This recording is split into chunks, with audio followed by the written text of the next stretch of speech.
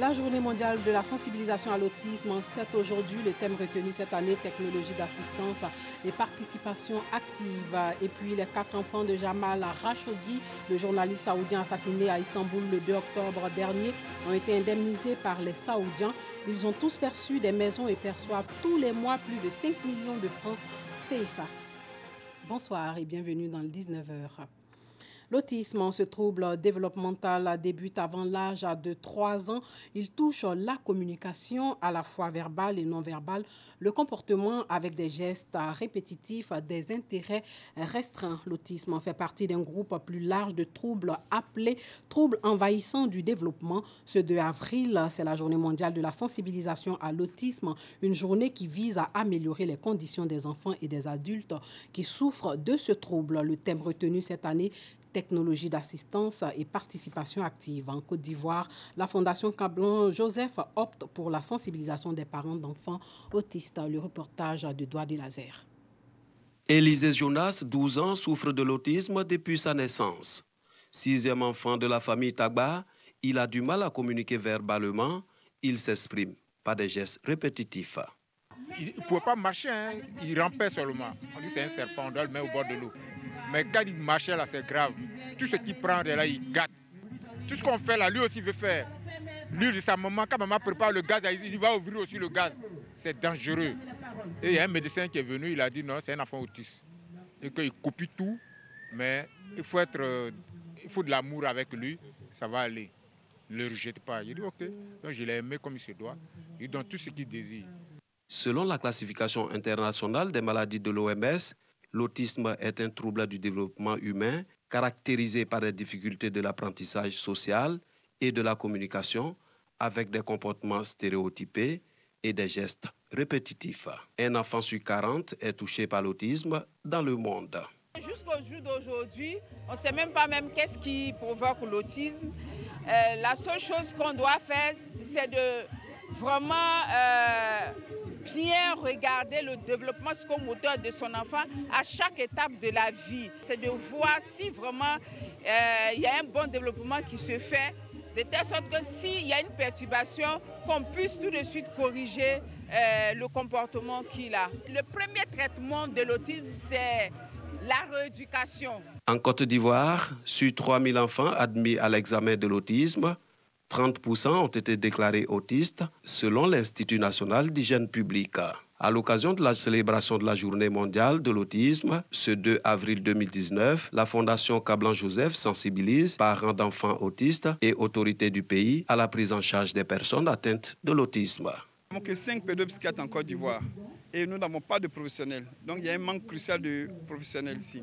Que nous envisageons la construction du centre d'ici 2022, mais pour l'instant, il faut former les parents à prendre en charge leurs enfants, à accepter ces différences-là, à pouvoir donner l'amour, l'encadrement qu'il faut à ces enfants, et ensuite aller vers les professionnels. L'autisme n'est plus considéré comme une affection psychologique, ni comme une maladie psychiatrique, mais plutôt une déformation morale et physique.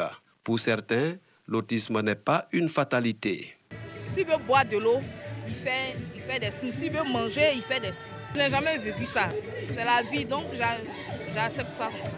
Et je dis aux autres filles, aux autres mères, de ne pas perdre courage parce que ça va aller. On a beaucoup aimé, porter de l'amour à leurs enfants. L'autisme fait partie du groupe des troubles envahissants du développement qui apparaissent habituellement avant l'âge de 3 ans. Les parents sont généralement les premiers à déceler les symptômes chez leurs enfants. Déjà au stade de nourrisson, un bébé atteint d'autisme peut ne pas réagir aux autres ou se concentrer très attentivement sur un sujet d'intérêt à l'exclusion des autres pendant de très longues périodes. Parlons de ce drame dans la commune de Cocody. Une dame de plus de 70 ans est tombée du 3e étage d'un immeuble situé dans le quartier des 198 logements du lycée technique dans la commune de Cocody. Elle a trouvé la mort à la suite de sa chute. Le drame s'est produit aujourd'hui même aux environs de 11 h. Une équipe de la police criminelle s'est rendue sur les lieux pour reconstituer les faits. Pour l'heure, l'on ignore encore les circonstances du drame. Les enquêtes, elles, sont en cours. La vie reprend son cours à Benouien après les affrontements qui ont fait 3 blessés et de nombreux dégâts matériels dans la nuit de dimanche à lundi. Un accident est à l'origine de ces affrontements, un accident qui a coûté la vie à un motocycliste. Eve Boué nous relate les faits. Le calme est de retour à Benoué et environ après les événements malheureux dans la nuit du dimanche à lundi. Le maire de la localité revient sur les faits. À la suite d'un accident dans la sous-préfecture de Goulaleu, entre un véhicule Kia et une moto qui a fait une victime, le conducteur de la moto, les jeunes gens, n'est-ce pas, ont cru bon prendre la décision de se venger. Et cela a donné l'occasion à des pillages systématiques à partir de 22h dans la ville de Benoué et également dans la sous-préfecture de Goulaleu. Bilan, 1 mort, 3 blessés et d'importants dégâts matériels. Le marché de Benoué complètement pillé et incendié. Autorités administratives, élus et cadres ont rencontré les différentes communautés et lancent un appel à l'apaisement et à la retenue. Il faudra que la population développe la tolérance et qu'elle s'accepte. Depuis les événements des zones, nous n'avons raté aucune occasion pour sensibiliser la population. Nous sommes à la recherche des motifs réels de cet état des choses. Il faudra que toutes les forces vives du département se donnent la main pour diagnostiquer, pour qu'on n'ait plus jamais on en arrive à cette situation-là. Pour l'heure, les forces de l'ordre venues de Daloa, Mans, tout le plus zonien assurent la sécurité des biens et des personnes. Les populations, quant à elles, souhaitent de tout cœur l'installation d'une brigade de gendarmerie ou un commissariat dans la sous-préfecture de Benoué. La cohésion sociale est bien précieux pour éviter les conflits. Les conflits en période électorale, les leaders religieux n'en veulent plus. Ces guides spirituels chrétiens et musulmans réunis au sein de la plateforme des leaders croyants pour la paix, la réconciliation, la cohésion sociale et le développement l'ont signifié au cours d'une conférence de presse, une conférence qui annonce la première édition des Journées de l'unité, de la paix et de la cohésion les 6 et 13 avril prochains au Palais des Sports de la commune de Trècheville. Guillaume Zéré, Maïsako. 1995, 2000, 2010. 3 périodes électorales, toutes émaillées de violents conflits. Avant les joutes électorales de 2020, les leaders religieux ivoiriens montent au créneau et tirent la sonnette d'alarme. Nous avons été tellement tous heurtés à différents niveaux, par différentes scènes, par différents événements. Et depuis, on n'a pas pu recréer des espaces où les cœurs unis peuvent continuer à communier. Comment donc semer l'amour, la tolérance et l'acceptation de l'autre dans le cœur de chaque Ivoirien? Ces guides religieux, chrétiens et musulmans ont leur petite idée, l'organisation de journées dites Journée de l'unité, de la paix et de la cohésion sociale. Des festivités laïques et religieuses qui se tiendront du 6 au 13 avril 2019 dans le district d'Abidjan. Nous voulons regrouper le maximum de personnes pour créer ce qu'on appelle la communion de cœur, la communion de pensée. En nous retrouvant ce jour-là massivement, nous avons invité toutes les associations politiques, toutes les associations de droits de l'homme, de justice, de paix, de bien-être. Nous allons aller dans les communes, communier avec ceux du marché, communier avec les personnes dans les différentes communautés religieuses, associatives, même claniques et villageoises, pour montrer que toutes ces richesses que nous avons doivent concourir à nous mettre ensemble, à créer une synergie pour mieux vivre ensemble. Sont attendus à ces journées initiées par la plateforme des leaders croyants pour la paix, la réconciliation, la cohésion sociale et le développement, plus de 10 000 visiteurs au nombre desquels des membres du gouvernement. En plus des prières conjointes dans les différents temples religieux, des caravanes de sensibilisation à la paix vont sillonner tout le district d'Abidjan. De cohésion sociale, parlons-en pour permettre aux agents de l'Observatoire de la solidarité et de la cohésion de jouer pleinement leur rôle d'alerte et de recenser des événements pouvant mettre à mal la cohésion sociale. Le siège du dit observatoire a été créé. Comment fonctionne-t-il? C'est ce que nous Sangaré va nous expliquer dans ce reportage. C'est un organe de veille, d'alerte et d'aide à la décision en matière de solidarité et de cohésion sociale. L'Observatoire de la solidarité et de la cohésion sociale OSCS est une structure sous tutelle du ministère de la Solidarité et de la cohésion sociale. Lorsqu'il y a la survenue d'une menace à la cohésion sociale, nous recevons donc l'alerte et rapidement nous faisons monter l'alerte quand c'est nécessaire à Madame la ministre en charge de la solidarité pour que des actions idoines soient menées pour endiguer l'avènement de cette menace-là. Pour jouer son rôle de veille et de prévention, l'OSCS dispose d'un réseau de moniteurs déployés sur l'ensemble du territoire. Ces moniteurs-là vivent au quotidien avec la communauté. Donc, eux-mêmes, ils observent les faits. S'ils ne sont pas là où le fait s'est produit, étant connus dans la communauté, on les saisit et on leur donne l'information. Ils font remonter l'information. S'il arrive qu'il y a des informations qu'il veut vérifier, il va donc se déplacer vers le lieu où le fait s'est produit pour avoir plus de précision parce que, évidemment, l'alerte repose également sur la crédibilité, l'objectivité des faits. Créé en 2008, l'Observatoire de la solidarité et de la cohésion sociale est rentré dans sa phase opérationnelle à partir de 2012. 7 ans après sa mise en fonction, l'OSCS dispose d'un siège. Situé à Cocody-en-Gré, le bâtiment dispose de 13 bureaux et de salles de réunion.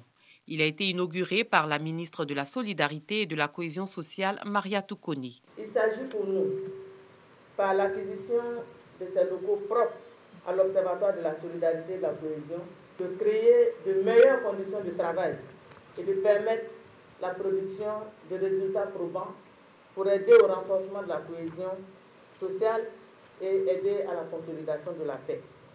Je voudrais ainsi exhorter Monsieur le Directeur général et toute son équipe à faire bon usage de ces locaux afin de relever le défi de la qualité des services et surtout de l'anticipation sur les crises et les autres conflits de Côte d'Ivoire. Nous étions dans une certaine précarité. Donc aujourd'hui, comme Madame la ministre l'a dit, ça nous donne une certaine sérénité, une sécurité pour travailler. L'Observatoire de la solidarité et de la cohésion sociale est une structure étatique qui dispose de 16 commissions régionales et 1730 moniteurs. Tout citoyen témoin de faits qui peuvent mettre à mal la cohésion sociale peut saisir l'OSCS. Le reportage de Noussangare était commenté par Maïsako. Selon l'UNESCO, en Côte d'Ivoire, les analphabètes représentent 51% de la population et les femmes sont les plus concernées avec 60%. Pour faciliter leur autonomisation, leur apprendre à lire et à écrire s'avère nécessaire. L'ONG groupe Ma Famille l'a compris, d'où l'alphabétisation d'une dizaine de femmes et de jeunes filles dans la commune de Yopougon. Guillaume Zéré, Dangui.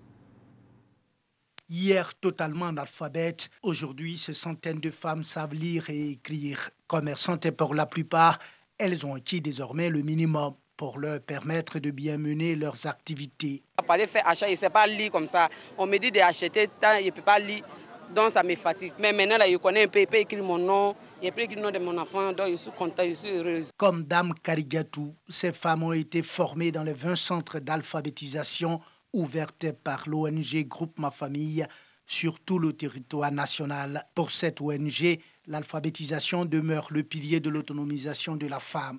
Le monde est malade. Pour qu'il soit guéri, il faut savoir lire, écrire, compter, épargner à la banque. On a combattu pour arriver où nous sommes aujourd'hui. Pour dire le monde a changé. Dieu merci. La majorité aujourd'hui de nos sœurs, de nos filles vont à l'école.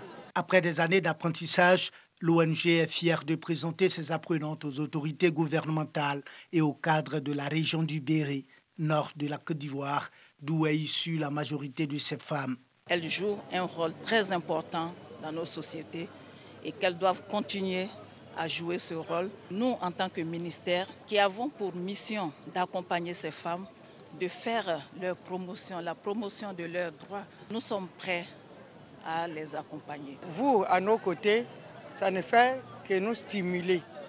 Les autres qui n'ont pas eu cette chance-là, en voyant ces films passer, ne peuvent que nous envier et être aussi ambitieuses comme nous. À cette cérémonie, en plus de Moussa Dosso, président du conseil régional du Béret, était présent Sourou Kone, premier vice-président de la CEI. Devant les autorités présentes, l'ONG Groupe Ma Famille a souhaité que l'État de Côte d'Ivoire les aide à mieux encadrer leurs apprenantes. Hors de chez nous, sachez que le président sénégalais Macky Sall a prêté serment aujourd'hui pour un second mandat lors d'une cérémonie à Diamniadio en présence de plusieurs chefs d'État africains, dont le chef de l'État Alassane Ouattara. Le président sénégalais a appelé à la mobilisation générale pour forger l'image d'un Sénégal plus propre sur le plan environnemental. Il a également donné la priorité à l'emploi des jeunes et aux droits des femmes. Rappelons que Macky Sall a obtenu 58% des voix lors de l'élection de février dernier face à 4 adversaires. Et pour finir, les 4 enfants de Khashoggi, le journaliste saoudien assassiné à Istanbul le 2 octobre dernier, ont tous reçu des maisons de valeur et perçoivent chaque mois d'importantes sommes des autorités saoudiennes. Une maison qui vaudrait jusqu'à 4 millions de dollars, soit 20 milliards de francs CFA, située dans un complexe résidentiel de Jeddah, dans l'ouest de l'Arabie saoudite, et un versement mensuel supérieur à 10 000 dollars, soit un peu plus de 5 millions de francs CFA. C'est ce que chacun des 4 enfants de Ramal Khashoggi a touché et touche encore de la part des autorités saoudiennes. Selon le Washington Post, les frères et sœurs pourraient également recevoir des paiements beaucoup plus élevés, et ce dans le cadre de négociations pour le prix du sang. C'est tout pour ce soir. Merci de nous avoir suivis. Portez-vous bien.